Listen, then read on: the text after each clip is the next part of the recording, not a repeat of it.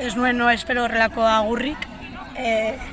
Batez ere da emozioa uste dut ondino, ez zela gai hau dana gertatu den guztia ikusteko edo jabi izateko zer gertatu den, baina hasieratik, egun hasi denetik pentsatu izan dut bizi momentu bakoitza, bizi segundu bakoitza eta hau hainbeste jende etortzea nire agurrerako kristolakoa izan da, ez daukat etxik.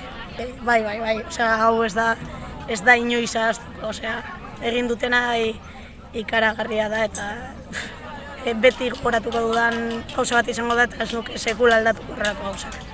Bai, garrantzitsua zen partidua oso eta ja atera naizenean partiduan sartu naiz eta bakarrik hori, baina egia esan azkenean emozio askorekin jolasten duzu eta behin hori pasatuta emaitza da gutxi inportatzen duena.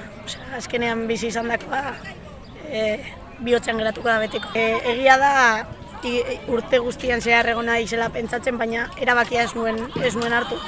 Azken astean izan zen, aurreko astean egon nintzen bueltaka, eta uste dut momentua dela beste aldetik ikusteko futbola, beste aldetik defendatzeko lehioak, gaztei lekua osten eta beste lekutik lan egiten.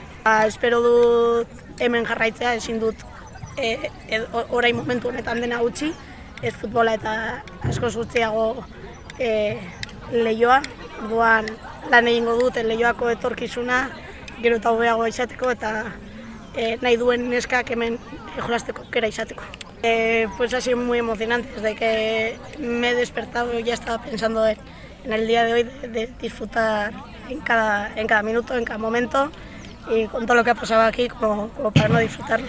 Sí, eso es bueno, antes del partido ya ha habido muchas emociones con los vídeos y todo, luego el pasillo con toda la gente que me ha rodeado durante todos estos años y es verdad que luego entras al partido y te centras en ello, pero una vez que ha acabado te quedas con lo vivido y bueno, al final el resultado pues ojalá hubiésemos pasado, pero creo que se gana mucho más con lo que hemos vivido aquí.